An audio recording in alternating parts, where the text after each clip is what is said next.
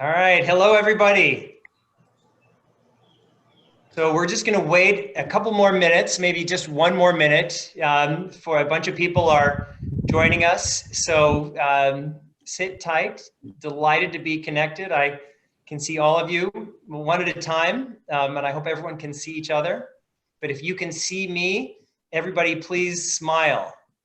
There we go. All right.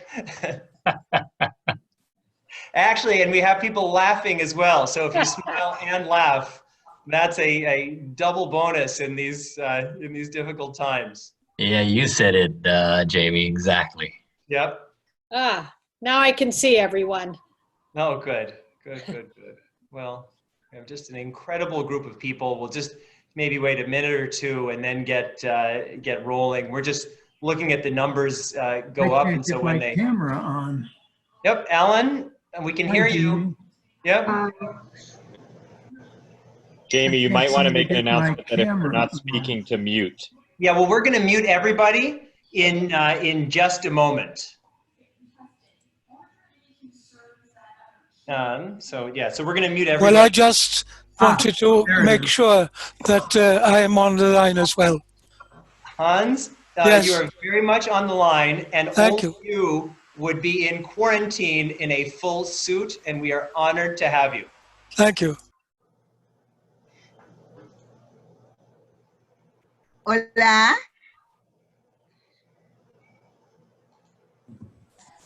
Hi, Jim.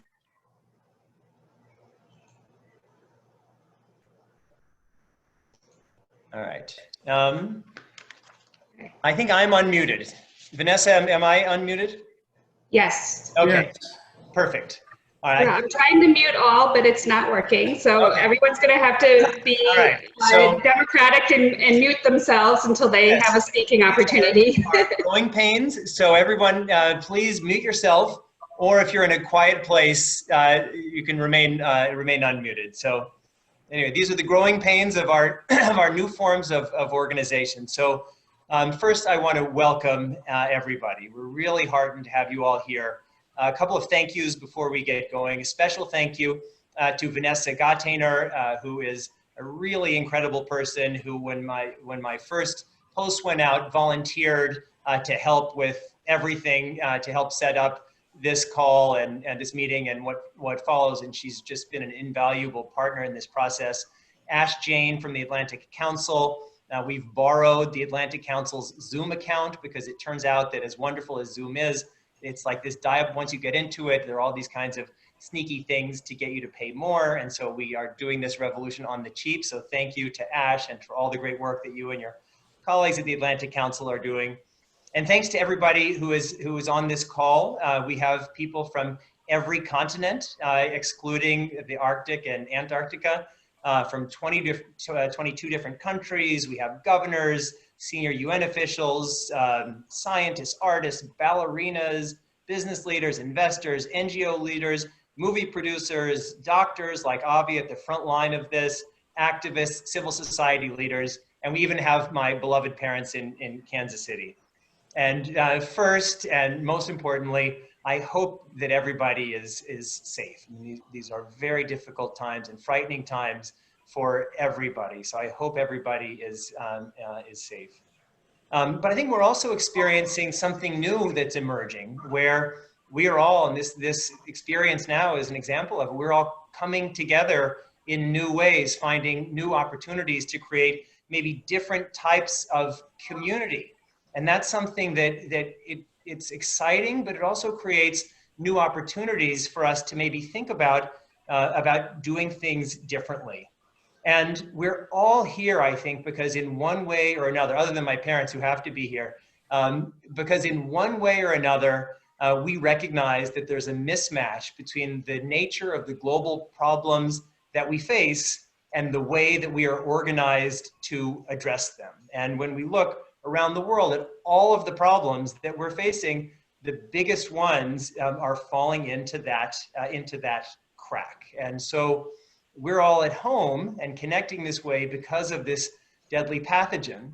But what I always say is this deadly pathogen is at its core a political crisis, because had we created a World Health Organization the way that was imagined in 1948, that was empowered and funded and staffed and able to do its job and had a global surveillance system that could have an emergency response whenever any tripwire was hit, this problem, the coronavirus, would have been suppressed at its core. Had China had a more responsive political system, had the United States had a different form of political organization, all of the problems that we have could have been prevented or mitigated. And it's not just, as I was saying, these pathogens, it's every one of the big problems that we face. We have Enrique Sala and Mark Tursek and others on this call who are heroes fighting to protect the environment. When we think of the environmental and ecosystem destruction, climate change, extreme poverty, WMD, these are all common problems. And we have to ask ourselves why, if they are common problems, we can't fix them. And in my mind, we have to go back a little bit to answer that question. And we have to look at our own history. The people the great planners of the post-war world, people like FDR and Churchill, they recognized that the core problem that needed to be addressed, the problems that had led to the First and Second World Wars, were the problems of sovereignty and excessive rigid sovereignty for World War I, and excessive and destructive nationalism in World War II. And the world that they created was designed to temper nationalism and share sovereignty. And that's the foundation of the post-war world in which we live. But there's a problem that those same states that at the moment of crisis during and following the Second World War decided that we needed to do something differently and created the United Nations in that image, those same states were not willing to give the United Nations the tools that it needed to succeed and to solve these big problems. And they did it in some ways because of the nature of states. States, almost by design, hold on to their state sovereignty. And that brings us to the problem that we are facing today, that the issue is structural. There are lots of very well-intentioned initiatives designed to make change, and certainly many of us have been part of lots of them, and we go to big rock concerts for solving global problems, and all of that happens. But the reason we don't drive the big change that we need is structural. And that's why we need to have a structural response to a structural problem. We right now have a wobbly stool because, in my view, it has only two legs. It has the leg of states, and it has the leg of the international organizations created by states, but never fully empowered by those states because the states wanted to hold on to their sovereignty. And so it's my contention, and I think the origin of this call was the things that I wrote and sent out and other conversations, that we need a third leg of the stool to balance those two very important legs of states and international organizations. And that third leg is a political force representing the common aspiration of humans. And that doesn't mean to supplant states, and certainly not to undermine the United Nations, which we need now more than ever before, but to augment and inspire. And this sounds like a crazy, crazy idea, and it probably is. But if you had asked our ancestors who were part of these nomadic tribes wandering around Africa, would it make sense to organize as a nation state, and all of these people who you know about, some of whom are your enemies, you're all going to join together, and then you're going to have your enemies, people on the other side of the world who at that time you don't even know exist? Would you say, oh, that seems normal? You would say that seems insane. And at the height of the balance of power state system, the first people who said we needed a League of Nations or even a United Nations, that was insane. So it's a crazy big idea, but if we believe it, it's up to us to see if we can make that real. And that's what this initiative, this process, whatever it is about. And there are some different possible outcomes of where we could go. One could be, we could have some entertaining, a few calls and everyone's at home and this could be interesting and a fun thing to think about. Or at the other end of the spectrum, we could launch a really meaningful, powerful global movement. It could turn into a movement with national political parties, kind of maybe somewhat equivalent to the Green Party in Europe, where there are people who say we have common human needs that aren't being addressed in our national political systems, and how can we make that happen? And I tell people a lot, I feel this year, it feels to me more like 1941 than it does 2001. It feels like a fundamental change is happening this year. But unlike in 1941, we don't have an FDR, at least that we know of yet. We don't have a Churchill. And that role, those roles are distributed among all of us. Everybody for this crisis needs to be a little bit of FDR and a little bit of Churchill and a little bit of all those other people who came together to save, in many ways, big parts of the world and imagine a better world. And we all have to do that together. I recognize there are huge challenges in all of this. How do we represent, who could possibly claim to represent 7.7 billion humans, especially people who aren't connected to these kinds of grids? What kind of process can capture the will of everyone? How do we deal with differences while allowing for some common voice? How do we find a balance between inclusion and chaos? Because all movements, they need to have a center of gravity that moves. And none of us, I think, individually have answers to those questions. I certainly don't. But all of us together and a growing circle of people with a shared aspiration, maybe we together might. After my Singularity University talk a couple weeks ago and my post, a lot of people have reached out to me with master plans for how to build a whole infrastructure. And some of them are really brilliant, but my view is that if we want to have an inclusive democratic structure, we have to build it inclusively from the bottom up. Not even the most brilliant overall master plan, I think, is bound to fail. We need a process that matches the aspiration. And for that to happen, we all need to see ourselves, I think, and everybody else who joins or we can bring into this process as co-creators and co-leaders. And we need to have an architecture that can facilitate this process. So this call, and I apologize, is frustrating by necessity. We have 105 people on the call now, again, spread all over the world. And as much as I would love to have a long drawn out thing where everybody had as much of an opportunity to speak as we would like, I think it's not just going to be possible. So time is limited. We're not going to be able to hear from everyone speaking, but we do have mechanisms to at least try to hear from everyone in one way or another. There's the chat function, and I see that lots of people are starting to place comments in the chat section. There's also a Google Doc that was sent with the registration for this, and if people, and we have comment sections that are aligned with our agenda.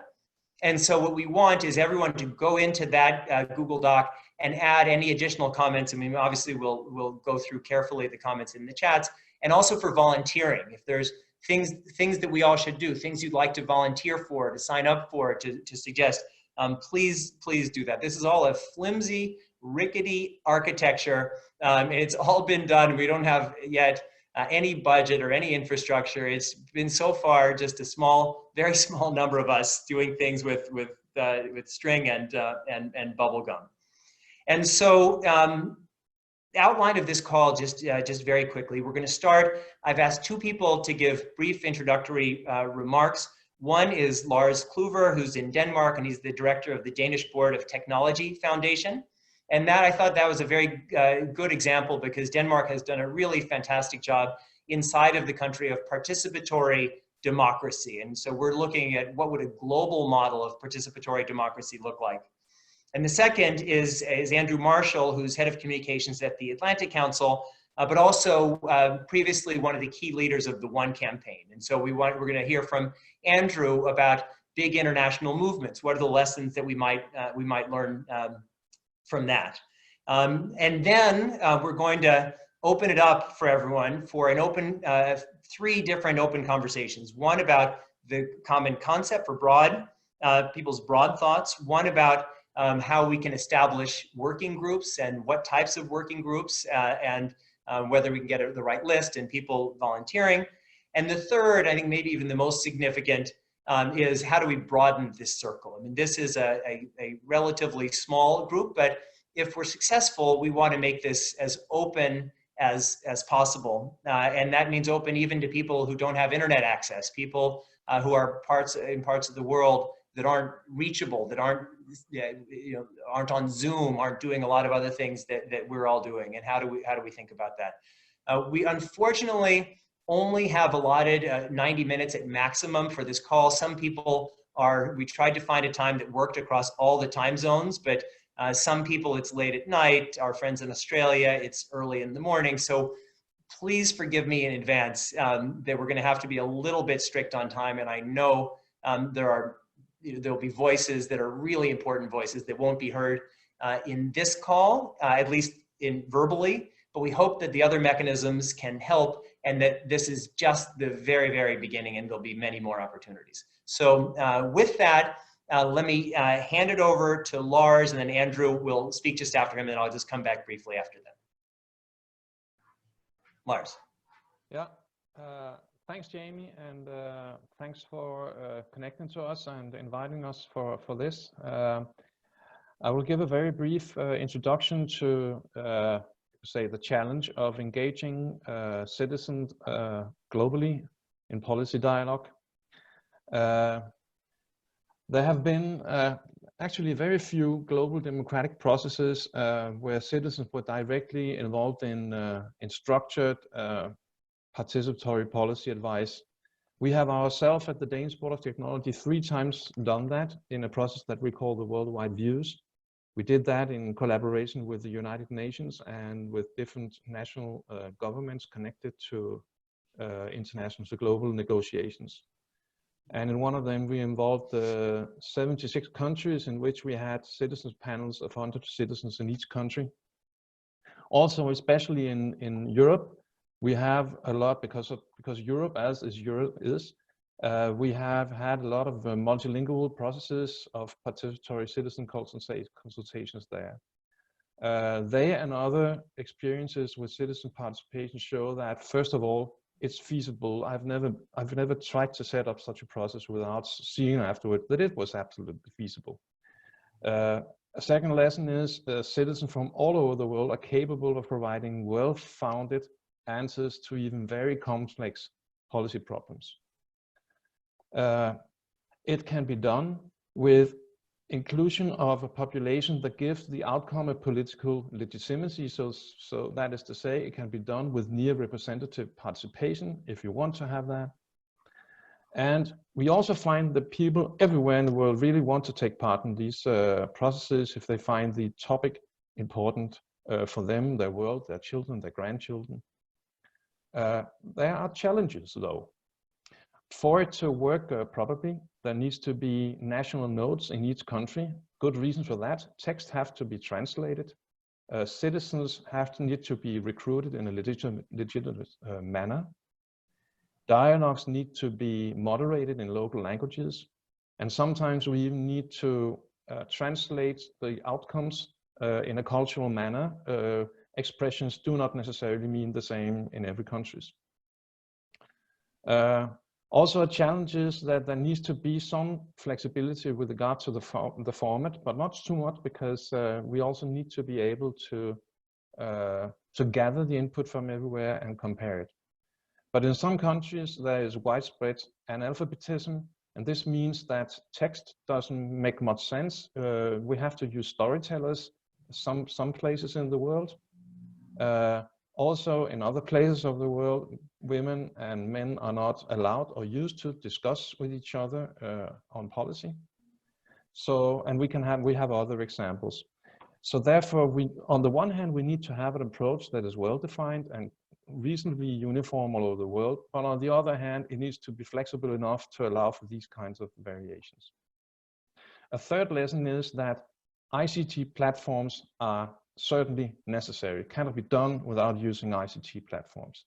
But if we want reflected answers in contrast to the reflex answers we get from polls, then we need to establish a real face-to-face dialogue between the participants, and then they can provide their answers through the ICT platforms.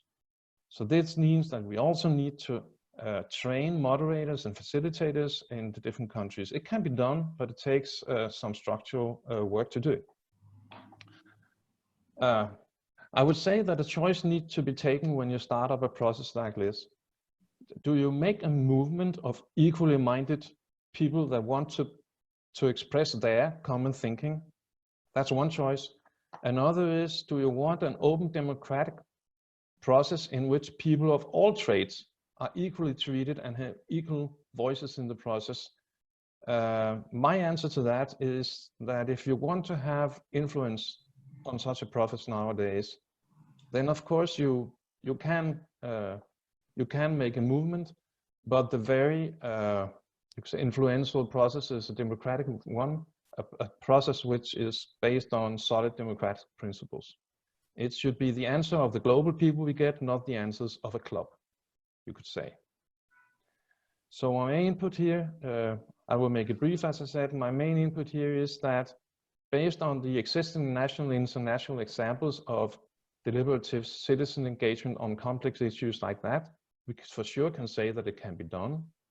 We can also for sure say that it takes a design that builds on proper democratic principles if we want policymakers all over the world to listen to the voice afterwards.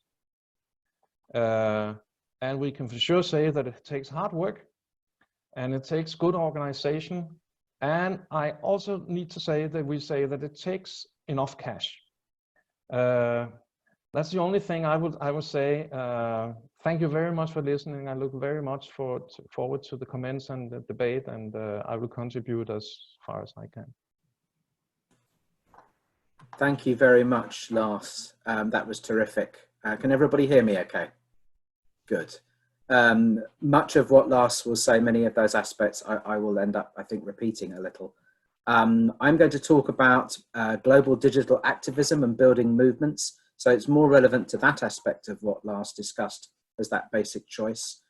This has become a very attractive model for many people over the last 10 to 20 years through groups and movements like Avaz, the One Campaign, Global Citizen Change, or the Global Climate Strike. It can be a very inclusive process. You can bring very many people in because the hurdles for involvement are relatively low, and you can be very visible with relatively low effort. You can target specific groups, you can bring in specific communities with ease, you can build global coalitions in a much more straightforward way than 10 or 20 years ago. You can create moments very rapidly, and you can watch a campaign go viral, which is very attractive and often very socially and politically meaningful. We use, to do that, platforms like email, which despite its age is still one of the most successful ways to do that. There's a lot of information, a lot of infrastructure around email. Nowadays, of course, also there are social media platforms, though perhaps surprisingly, it is much more difficult to do some of those things with social media than it is with email. But now there is a profusion of new tools, messaging tools, organizing tools. There is no shortage of tools or platforms to do this. And if I had one thing that actually that would be, I would like to leave people with, please do not build an app. There are many, many, many, many apps and platforms and ways of doing this already. Much of what we're talking about here is surprisingly similar to real world organizing. It's a numbers game. If you send an email or a tweet or a Facebook post, then a percentage of the people who see that will click on it, and then a percentage of those people will be convinced and go on to do something about it. The more that you ask people to do, the harder it gets. There's a ladder of engagement that people will climb, and not everybody will climb every step of the ladder, but enough people will climb it. Those who are motivated and interested will climb to help you form an effective movement if you are lucky, if you are motivated, and if you are successful.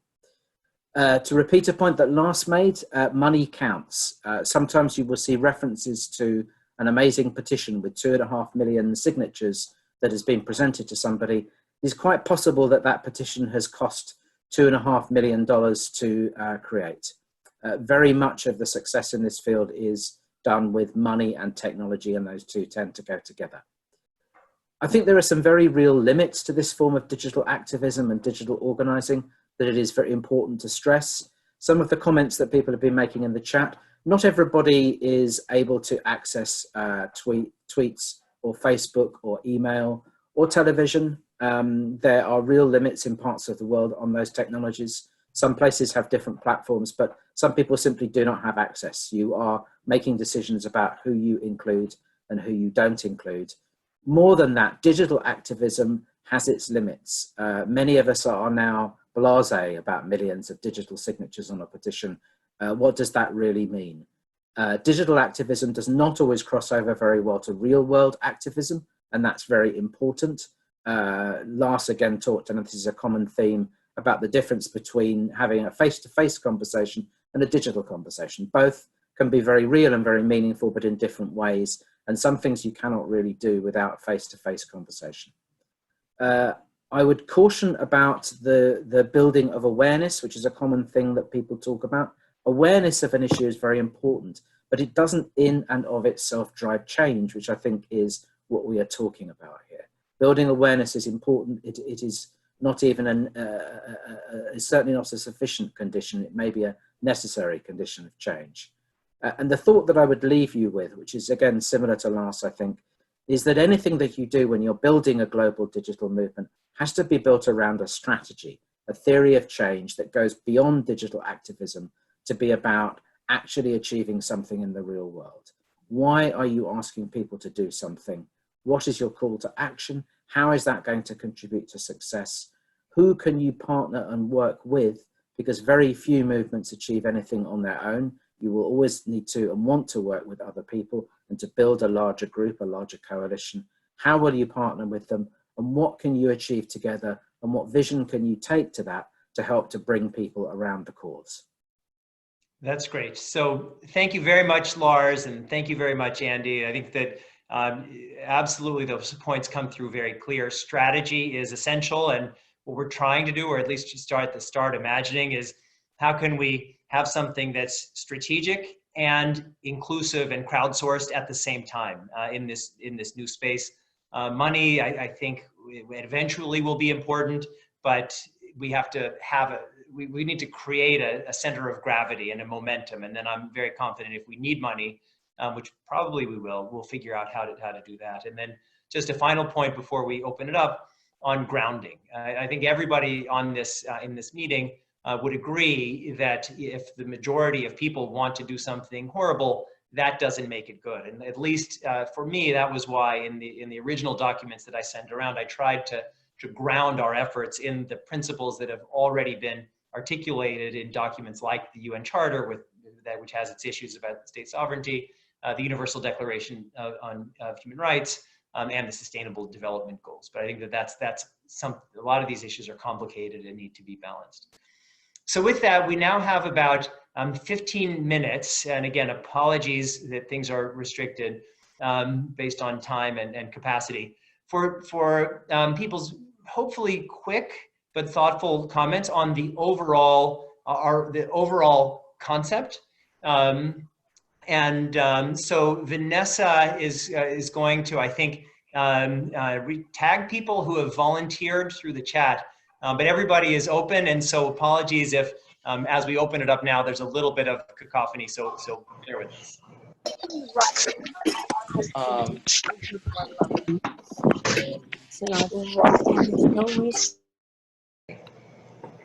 Okay, Jim Clark, why don't you go ahead? You said you had put your hand up in the chat to add a few thoughts. Okay, sure. First of all, very quickly, honored to be in this virtual room with all of you. It's quite a group. I want to just underscore my commitment to Jamie's reasoning behind this, and add even further intensity to this. We have this very, very odd moment in history that is the definition, let's accept the tragedy and the sadness, but it is also the true definition of a rare global opportunity. In fact, I don't know historically where there's been this much of a sudden opening of minds, reordering of rigid positions and probably an increasing and ever increasing willingness to look at new structures and new ideas. This crisis has held a mirror up to the global institutions and global civilization. It has revealed fault lines. It has revealed weaknesses. It's revealed rotting foundations. All of these things make the argument, I believe, for us for the need for something like this. And it's one of those moments where you know that we are going to need new institutions. We know 10 years from now, they're going to be well in motion. And so we know that if we look back retrospectively, that sometime around now, things like this draft global declaration of interdependence was going to be created, and these kinds of gatherings would occur. They've always happened in these moments of opportunity. I'd also like to add that I think that there's a lot of sophistication about how to build movements over the last few decades. People have become fascinated with this for both political and even commercial reasons. One of the things I think that often gets overlooked as we get so sophisticated about the building of movements is the need for a truly compelling rationale for the movement. There's going to be X percent of people, and that number is going to be a larger percentage the more compelling that rationale is. And right now, I think one of the things we need to do is, as a group and as a group of volunteers, hopefully with provocations from Jamie, is to think about how can we frame this so that the 7+ billion people find the reason that we're doing this as compelling as we do. Because the idea of having a democratic institutions or a democratic process and using viral techniques to reach them is going to be a mismatch unless they actually find what we're trying to create as compelling as we do. So I think we need to get at the core of what the message is if we're going to make this a movement that is not only about the elite. Very quickly, and tell me when you want me to stop, but very quickly on the issue of the elite, most of us are members of probably a group of 1 million people that effectively run the world. It's the political and governmental people through institutions like the UN. It's the economic and industrial through things like the World Economic Forum, cultural elite through things like TED, and incredible overlap between those groups. And when we come up with ideas that are for the benefit of everyone else, like the Sustainable Development Goals and so on and so forth, we may have the right prescriptions, we may have the right expertise to implement things, but if we don't have their buy-in, then we're not going to involve them. And this is the devil's choice right now, the chicken and egg of all this. We're talking right now about the need for democratic involvement. We're talking about the need for reaching billions of people. We're talking about the need to involve people who've never been involved before, not just the people who've been involved and got turned off because they weren't listened to. To do that, we really need to, I think, dig very, very creatively in the early part. I'll leave you with this one thought. It's one of my favorite quotes from Abraham Lincoln. If I had 8 hours to chop down a tree, I would spend 6 hours sharpening my axe. And I think part of what this group can do in these early days is sharpen the axe of our argument before we design the process and the strategy. I hope that was useful. Thank you. Mary Papatian, go ahead, please. Thank you, and I'll keep this brief. I'm a higher education leader. I lead a large public university in the heart of Silicon Valley. So we have diverse students from all over who are working on platforms like Zoom that exists about a block or two from our campus. I really want to stress the importance of engaging the youth early in some of this this creative development.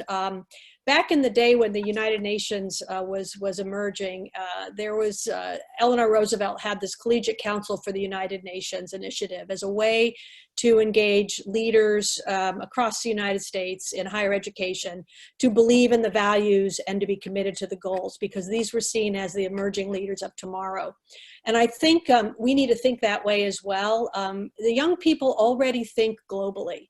They already see themselves as interdependent upon each other. Now that is varied in different areas where there's access to the internet, but it's very much more in their generation even than in ours. And we might be able to learn a great deal from having them at the table as we develop the next steps. I think they will humble us to one degree, but there's a passion there that I haven't seen. I've been in higher education for over 30 years, and I haven't seen it in the way I'm seeing it in this generation, because they know that their future literally is on the line, depending on how we address this. I think it'll resonate. I think it'll resonate in communities around the world. And if we can create even some mechanism as we move forward on the big issues to hear their voices, I think it'll benefit the initiative long term.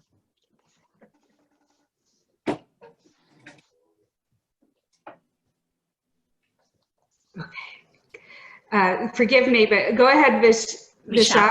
I'm not sure if I'm pronouncing your name correctly. Please forgive me. Vishaka is easier to say than to read. So okay. Thank you, Mary. And I was actually just going to also pick up on that very idea that I think as Jayatma Vikramsinghe, who is the youth representative for the SD Secretary General, rather, has often pointed out that actually these are the first generation of global natives.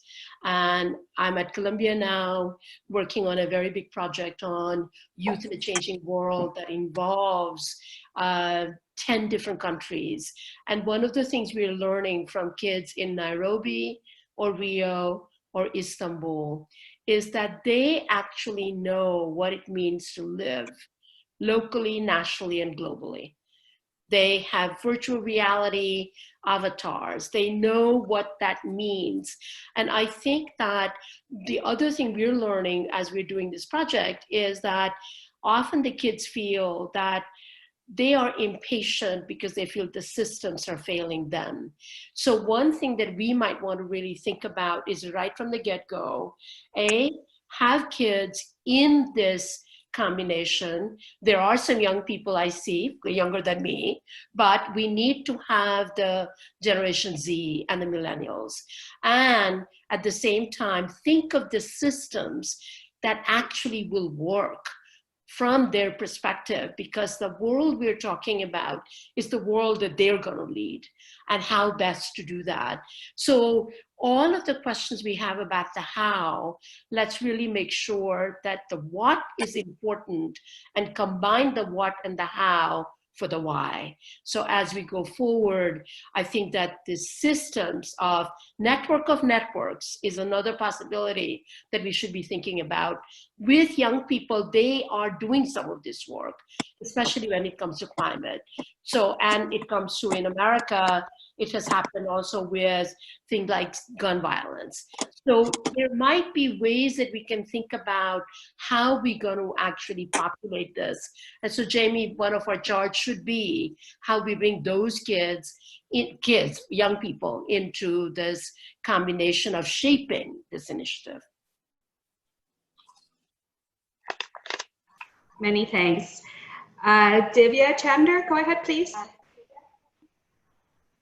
Hi, I'm going to make this super quick. There are just 3 points I wanted to mention. One is I fully support this initiative. I've always been interested actually in the idea of fluid democracy, but it's really difficult to do this, one, if not everybody in the world has the safety to participate.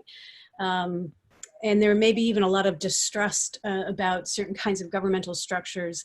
So it's just a point to bring up. The second one is, in this era of having so much information out there, if different people are dealing with these alternative facts, conspiracy theories, etc., And it's very difficult to distinguish truth. It's somewhat difficult to participate.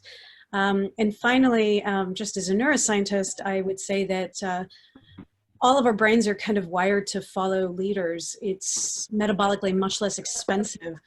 And a participatory democracy, or whatever you want to call this structure, is actually very metabolically expensive for all of us. So at some point, people actually like to give up and delegate that kind of power. And this is why narrative structure from people that we trust and we've given our trust to is so powerful, and it's really hard to break that. So that's something that we're going to have to work with. And there are cultural pieces to this, there are gendered pieces to this, but it is a global task. Thank you. Go ahead, Ken.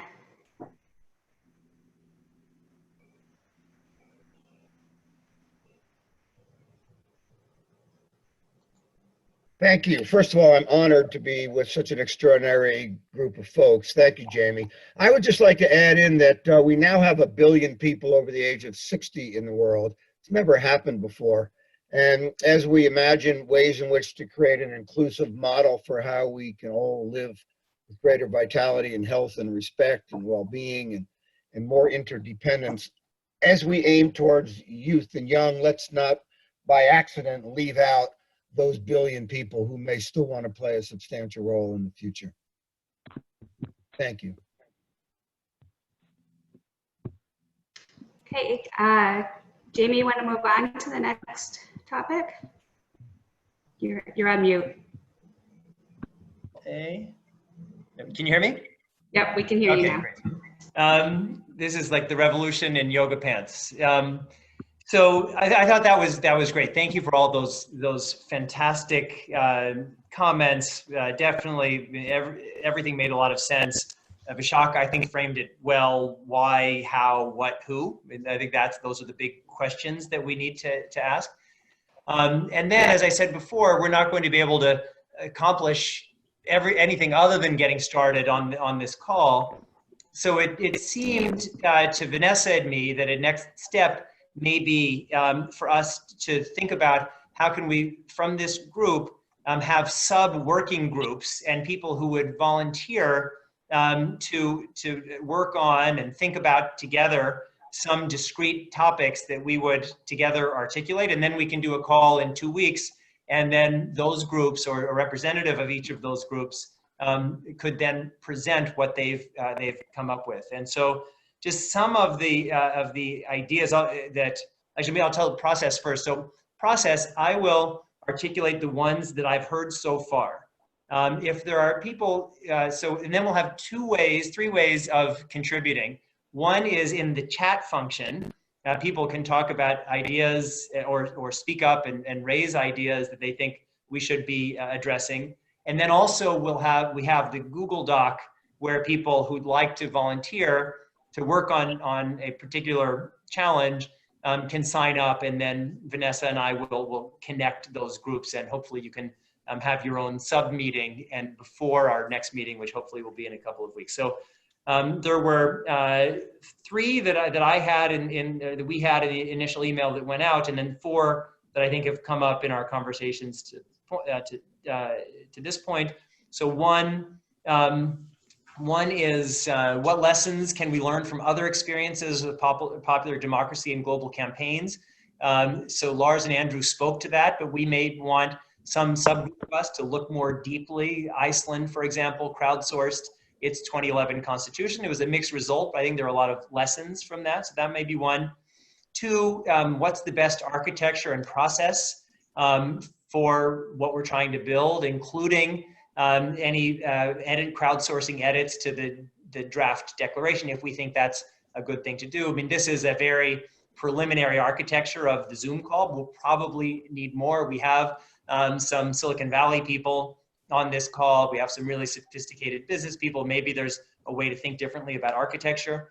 3, what are some examples of single concrete next steps? And it may be just articulating the whole is what makes sense, but maybe we want to focus on one thing, like what can we do to empower the World Health Organization at a time like this, or there are some other ideas that we sent around in the notes. And then from the comments that were made before, how can we think about inclusive framing? It would be terrible if very well-intentioned people framed something they thought was inclusive and that very framing was exclusive. How do we think about engaging the youth and bringing them into this process?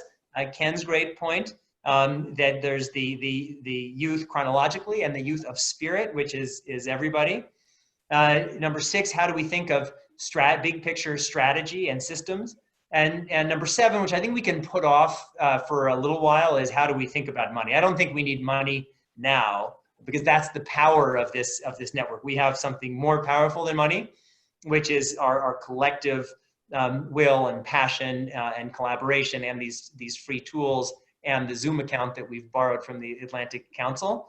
But at some point, we'll need resources. But I'm 100% convinced that if we get momentum, if we have something that makes sense, I think that will sort itself out. So those are our 6 ideas. So what I invite everybody to do is, if you would like to speak up about the whole idea of working groups and the model and how you think it might work, or if there's a particular idea that you think is important, either something that's been said or not said. Now we have about 10 or 15 minutes, and the floor is open. Again, Vanessa, if you could moderate like you just did the last time. Sure. If you'd like to speak, just send a chat to me so I can call on you.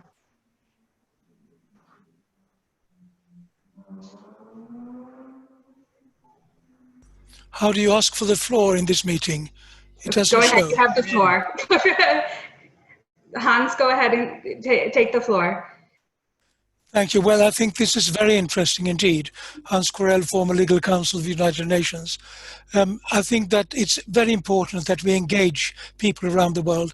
And I think we should involve also the Interparliamentary Union and Parliamentarians for Global Action, because we have to do this by influencing politicians at the national level. And to educate politicians is extremely important. And I know that Jamie knows that we have elaborated a guide at the advice of former heads of state and government for politicians on the rule of law, which is available on the web in 25 languages, and it doesn't cost anything. You just print it from the web. Just Google rule of law, a guide for politicians. And then I can continue the discussion with Jamie, but I don't want to take up more time here. But when working with Kofi Annan in the United Nations, he was not a lawyer, but he understood better than many lawyers that rule of law is a precondition for international peace and security. And this is what we have to aim for. Thank you. Thank you. Miguel Lopez de Solanis, please go ahead. To speak. Hello, everyone. Thank you for the opportunity of being here. I'm connecting from Spain, which, as you know, is one of the hardest hit countries. Politicians are doing an awful job here. So whatever we do must shy away from looking like a political movement in the beginning, because politics right now has the lowest trust levels of all times, according to international firms. Plus, politicians will see you as an enemy.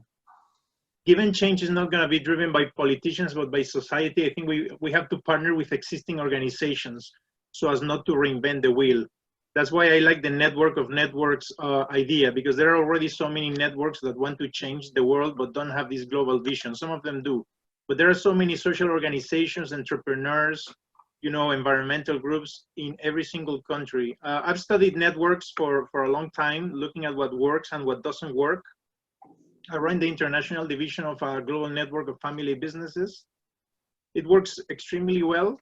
Some families have more in common with other families around the world than with families in their own country. I'm also a member of Atlas. It's a network of think tanks. I also know well Tiger 21, which is a network of investors. I think a network of networks with cells, working cells of 50 to 100 people could work relatively well. So happy to discuss this further.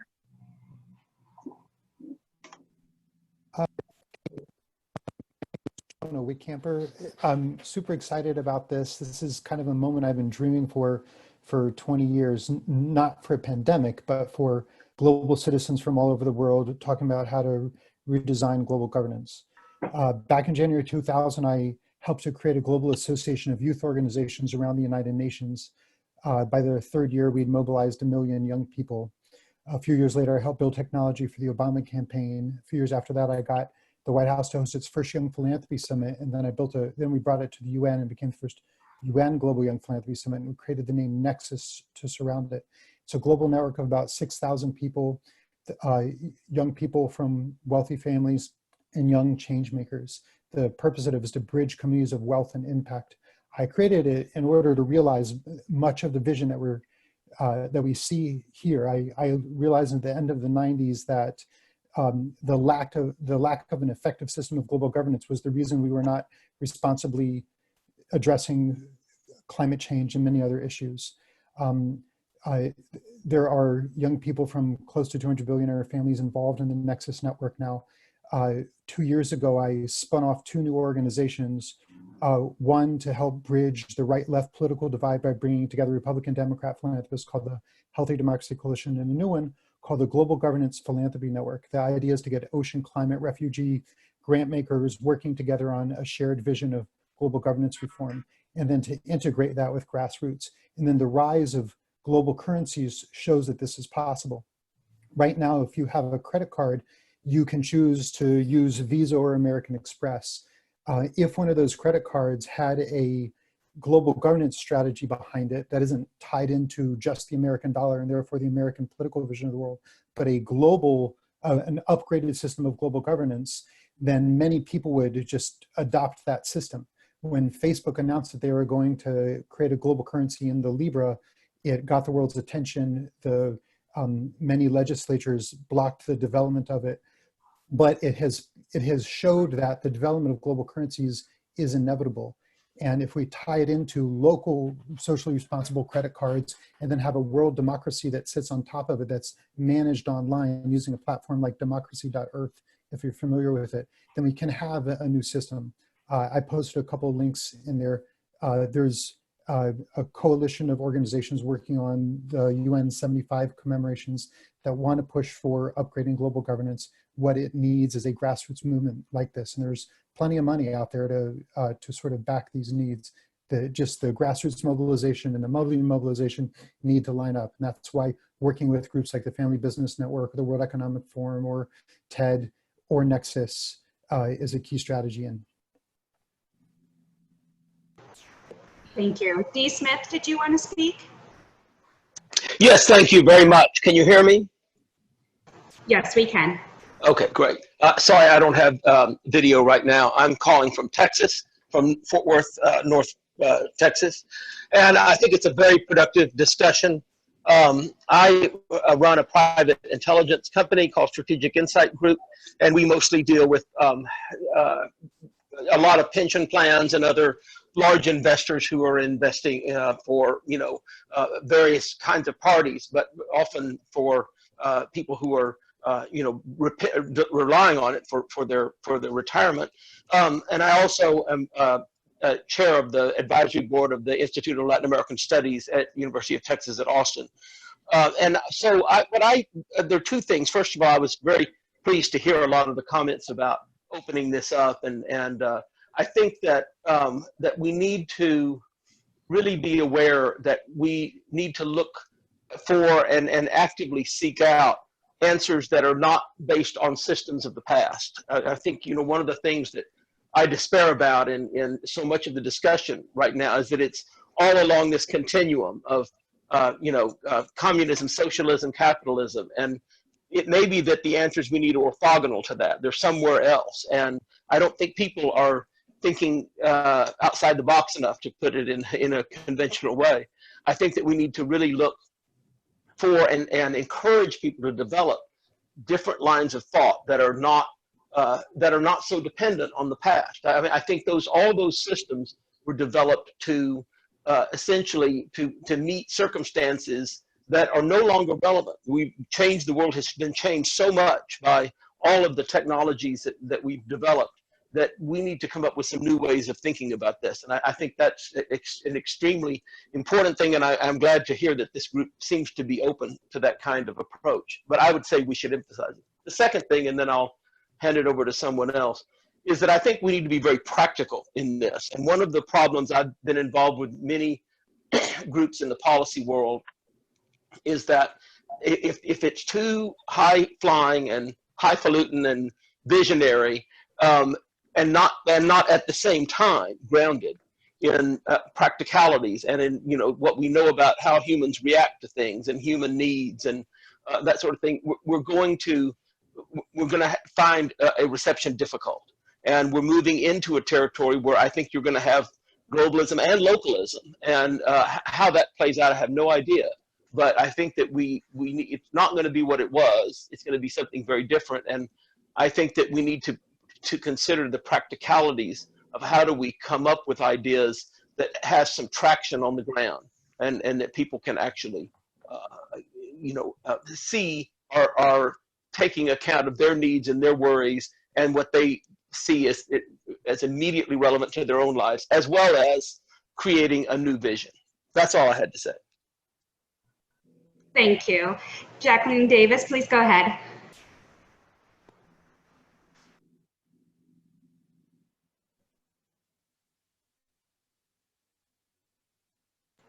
Jacqueline, you may be on mute.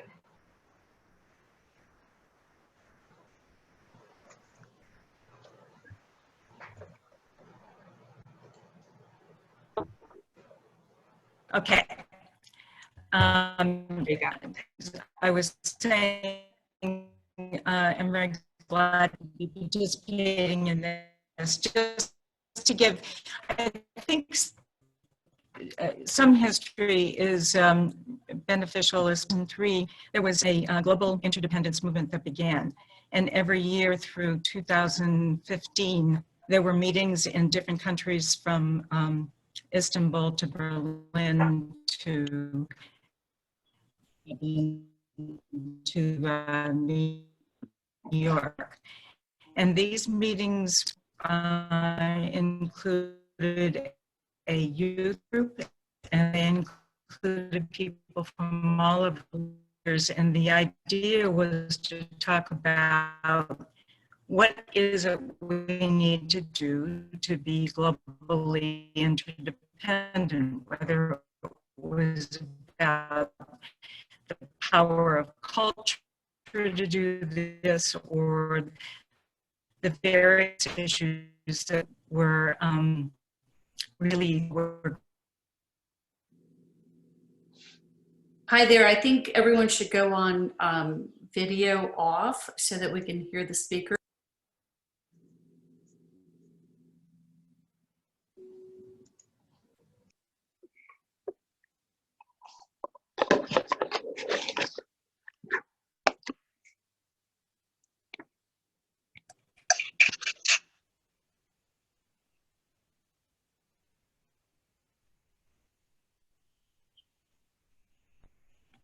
What's happening?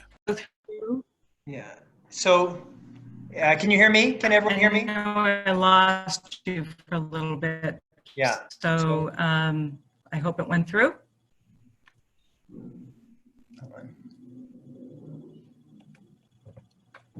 I think we're not. Yeah. So, Jacqueline, I'm really sorry. This is Jamie. We didn't hear much of anything that you said. Unfortunately. So if you wouldn't mind, we really want to hear what it was. If you could do it in the chat and on the Google Docs. So I'm really sorry. I know this is frustrating and it's new. Yeah, it's okay. It's okay. I will do it. Yes, because I think it's important. Thank you. Yes. Yeah, we definitely want to hear that perspective. So why don't we then, just in the name of time, because there are some people, it's the middle of the night, let's move on then to the next topic. And I totally get that, I wish we had more time, and we will have more time. It's just not on this particular call. But we'd like to spend about 10 minutes or so talking very specifically about the issue that's been touched on already, which is how can we grow our circle? How can we grow our circle both to the kinds of, we talked about the network of networks, but other people who are in this kind of digerati sphere that we are all in. And those people are certainly very important. But also, how can we think creatively about growing our circle beyond that? And you know, it's particularly difficult now because so many people in the world are at home.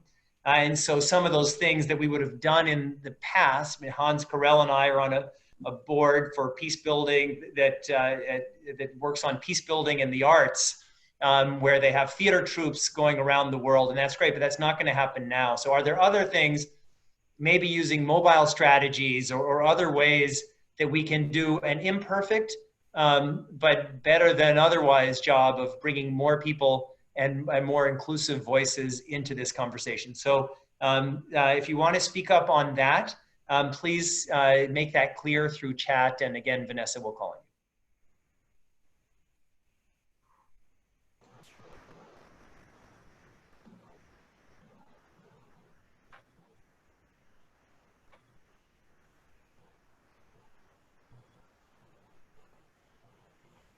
Did anyone want to make any comments?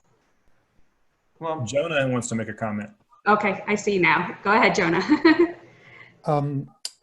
So there's a media strategy, there's a political influencing strategy, there's a philanthropic strategy, there's a nonprofit strategy. There are many different strategies that we can develop in order to build the audience. And as we refine the strategy, that'll become obvious.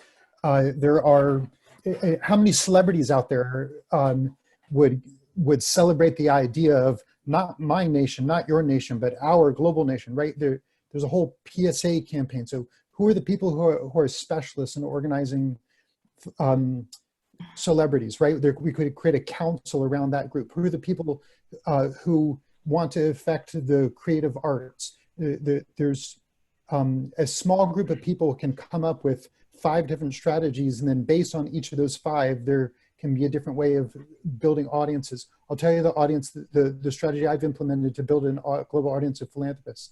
I feature the investment strategies of global governance philanthropies. So if there's a grant-making institution that's focused on global health or refugees or climate, and they've spent years refining their investment strategy, and it's rare to get on the phone with such a person, I organize a Zoom call, I spread the word to a bunch of philanthropists, many of them dial in, and they invite friends. And so by having a podcast, by having an iterative process of gatherings like that have focused content, more and more people join each time.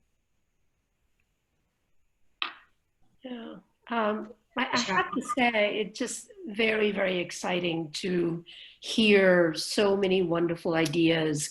And one thought I have is that, Jamie, going back to this network of networks idea, is that each one of us, because we're on this call because we care passionately, because we have multiple networks, we might want to think about one question, one conversation about global interdependence.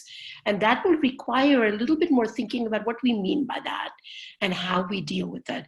But then have each one of us take that into our networks to really begin to propagate this idea into our network, so that not all thousands of them have to be part of this one Zoom call, but each one of us does a Zoom call out of that. And then what happens is we come collectively. So it will require that there's maybe a smaller group of people who are actually doing that and then assembling it. So some system, which is one of our colleagues said at the beginning, is going to have to be developed in order to be efficient about network of networks.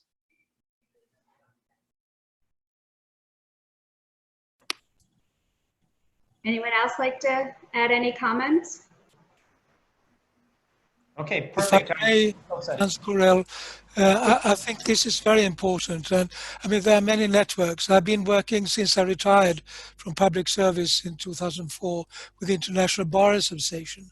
They have a Human Rights Institute, which is working excellently. I've also been a member of the board of the American Bar Association for some years, the international section.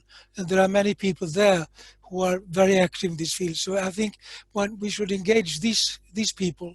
And basically what it boils down to is that we have to have rule of law in the world. And rule of law entails also democracy, because if you don't have democracy, you can't have the rule of law. But what I'm so sad about, a great friend of the United States of America, is the manner in which your leader is now behaving.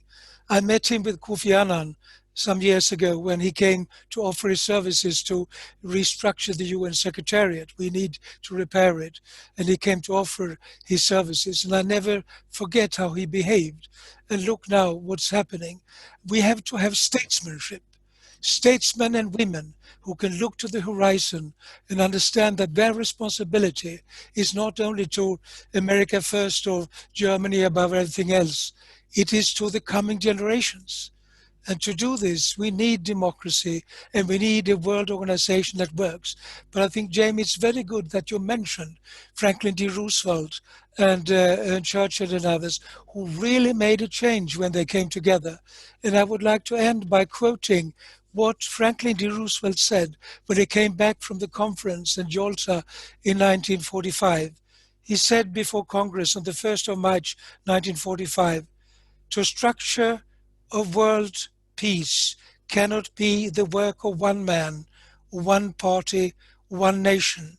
It must be a peace which rests on the cooperation effort of the whole world." And I think this is what we should be striving for. Thank you. Yeah. So thank you very much, Hans. And maybe let me pivot from there, because that's the essential point, and it connects to what I said at the outset. If we had FDR or Churchill or Dean Acheson or any of those people, and they were not just in the United States and the UK, but in every country, if we had those people leading us now, we could just do what Divya said. We could do what our brains and our metabolic systems want to do, is to say, all right, they've got it. And I think that we're all feeling so much disquiet from this moment because we're afraid. There's this danger that we can't see, and we can't trust our leaders. And not only can we not trust them, we don't trust what they're going to do or their vision for the world that they want to build. So as I was saying in the beginning, we are distributing that job of being FDR, of being Churchill, of being all of these, Gandhi, and whomever else. And we have these incredible tools and this moment. And Jonah was mentioning that we have, that there aren't that many moments in our lives where it's reconstitutive moments. And this feels like it's one of them. So then to pivot then toward the conclusion of this call, and again, apologies, these kinds of calls, they're frustrating by design, but it's kind of incredible that we're doing it at all, and that we have almost every continent in the world represented. So here's what I would recommend. I think that a good next step would be for us to divide up those of us who would like to volunteer into working groups. And to make it easy, so I've identified 5 from this call that I think are essential. And I'm going to list these 5 so you can know all of them. And then what we're going to do is, if you would like to, and then when I list the 5, if there's something that hasn't been listed that you think should be listed, please identify that in the chat section, and Vanessa will keep an eye on that, because it'll be hard for me to do this and read all the chats. But then what we'd like is for you, if you'd like to volunteer on one of these working groups, just on your chat, just put the number of that group, and then we'll follow up with you and we'll connect you. And if you're willing to be a co-organizer of that group, that would be even better. And again, we're all co-creators and co-leaders. But so anyway, I'm going to read you the 5, and then put in chat if you think there's something missing. And then I'm going to read it again. And then if you'd like to be one, just put, after you're just in chat, just put the number 1. And you could say number 1 and organizer if you are also willing to be an organizer. So these are the ones that I've identified. Apologies if we didn't get everything. So number 1, what lessons can we learn from other experiences of popular democracy and global campaigns? What Lars and Andrew discussed in the beginning, but I think systematizing our learnings from what's happened and the laws, as Jacqueline mentioned, even though we didn't hear everything that she said, there's a lot of learnings, and we need to draw on that and respect that. We're not starting from scratch. Number two, we didn't talk about it much, but it's important. What's the best architecture and process for us? Zoom is taking over the world, but we're going to need, and maybe it's just Zoom and Google Docs, but we're going to need to think smartly about architecture, because architecture in some ways will drive the way people participate, and we need to be at least mindful of that. So that's number two. Number three, that certainly Mary and Vishaka and others mentioned, is engaging the youth, and we'll add Ken's, also the older people of the world, but this one, particularly the youth, because what we're talking about are the kinds of movements that young people, I think, could get excited about if we make this real. Number four, network of networks. Jonah and Miguel talked about that. How can we think strategically about network of networks and how we can best engage with them? And then number five, also Jonah mentioned, strategies for building an audience. And that may be for a little bit later down. I mean, we certainly need a strategy for bringing people into our circle. And then we need to connect it to that. The next stage is kind of a broadcast strategy. And maybe those things are a network building strategy. Maybe that's one and the same, but that's number five, building audience, building community. And so I'll read them all again, and just if you are willing to volunteer to be on one, just on your chat, just put the number. If you're willing to be a co-organizer, put the number and being a co-organizer. And then my recommendation is that we ask those groups to meet on their own, and Vanessa and I can help make that easy. And then in our next call, which I think should be in 2 weeks, we'd like each of those groups to present, to do their work, but come with, let's say, 3 bullet points, single bullet points, and maybe background materials, but bullet points are, here's a specific action that we think should be taken to move things forward in that one area. So that's the charge.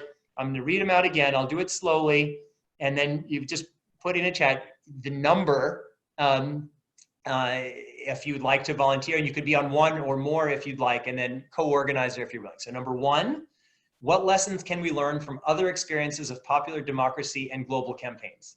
Put number one if you'd like to volunteer for that. Number two, what's the best architecture and process for crowdsourcing our process, and just an inclusive architecture for how we do these calls, how we edit documents, how we come together. That's put number two if you'd like to volunteer for that.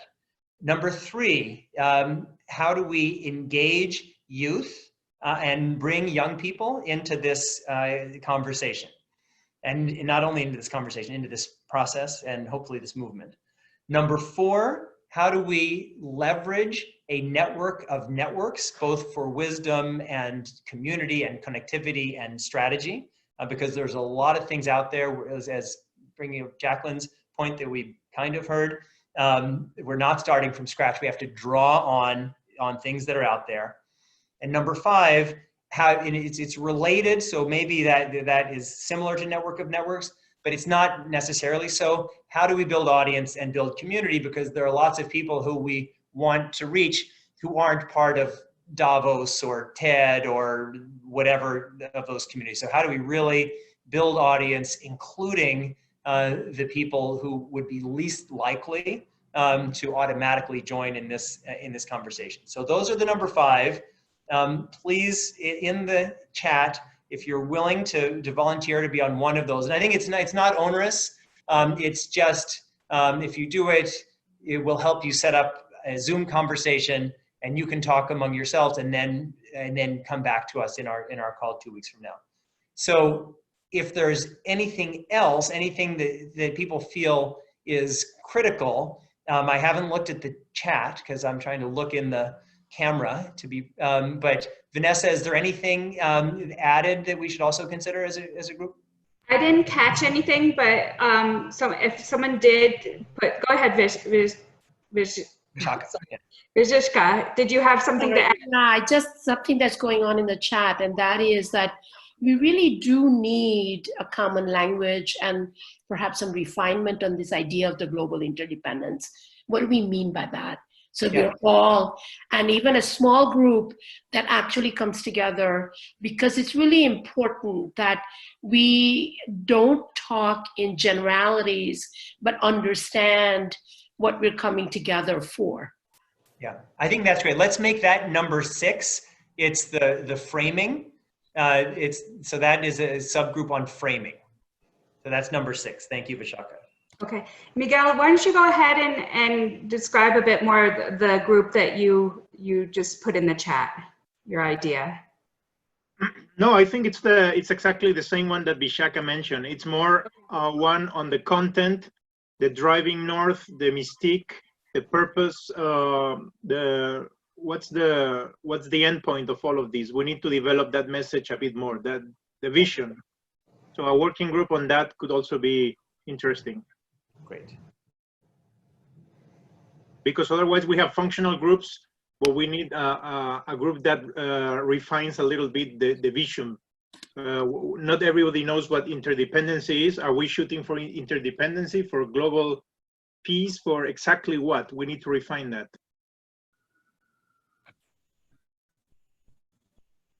Whoops. That's it. I'd like to suggest a 7th, which is talking about how to fund it.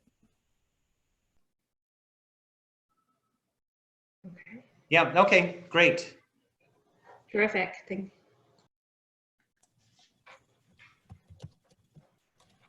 So, all right. So, Vanessa, something strange just happened to my screen, but can everybody hear me and see me? Yes. Okay, great. Yes, you're still there. Okay, excellent. So I've loved looking at everybody's faces, but I can't see you now, but I'm glad that you can see me. So now we have those 7 groups in addition to the 5 that we talked about. Number 6 is framing and vision, and number 7 is funding. And again, because I'm not seeing the screen, I'm hoping and assuming that everybody has signed up for something. Again, we know everybody is stressed, so I don't think this is going, we hope it won't take over your life. But I definitely feel that there's a wonderful and exciting energy for what's happening here. And I'd love for us to keep the momentum going and just to broaden things. And I really want everybody to feel like we all are present at the creation as co-creators of something that can be, some bit of hope and promise that comes out of this moment of terrible pain. So if you sign up for a working group, Vanessa and I will send things around and we'll plan a call for 2 weeks from now. And so with that, Vanessa, I think, again, because I can't see anything anymore, if you would just open everybody's microphones, and everyone, we can just have of everybody saying whatever you'd like to say, and hopefully at the same time in your own languages from all around the world. Thank you. Thank you so much. Så mycket, godnatt. All of the Great to see you. Thank you. Vielen Dank. Thank you. Good session. Jamie, for bringing us here. Thanks, Jamie. All right, thank you, everybody. Arigato. Your mom and dad must be so proud. It's so great that they're on this. Håber I alle sammen får det godt. Ja. Ha det godt. Everything begins somewhere, Jamie. This was a great beginning. Good. Thank you so much, everybody. Really, it's my honor. Wonderful. Well done.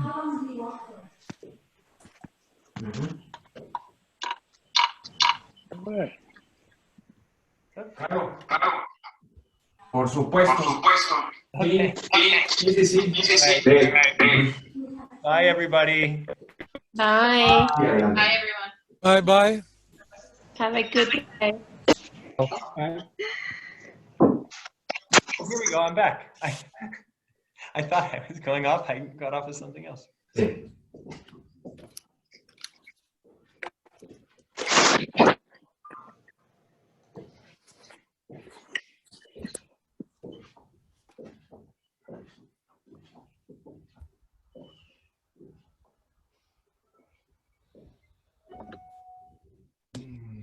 Exactamente. O podemos, digamos, poner el chatbot directamente en su página web, ¿no? Entonces, así de sencillo. Digamos que ya una vez desarrollado, ya que está en la parte de la nube, se integra muy fácilmente, ya sea sus canales, redes sociales o directamente.